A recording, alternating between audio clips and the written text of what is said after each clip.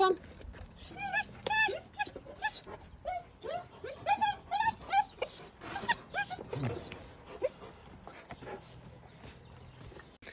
In dieser Situation hat der kleine Dean das Prinzip einer Tür noch nicht richtig verstanden.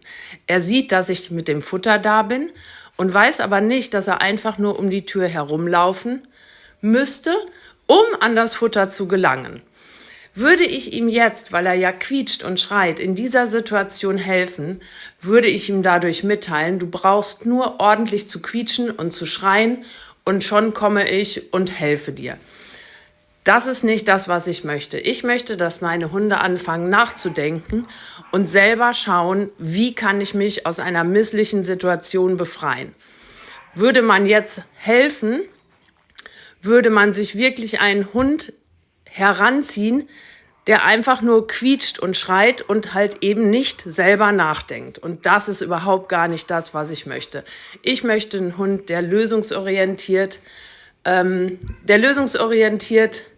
versucht, seine Lage selber zu verbessern. Natürlich soll das nicht heißen, dass ich in anderen Situationen nicht für meine Hunde da bin. Ich bin immer für meine Hunde da, aber hier muss er ein bisschen selber denken. Und wie man ja später auch sieht, findet er die Lösung und bekommt dann auch sein Futter.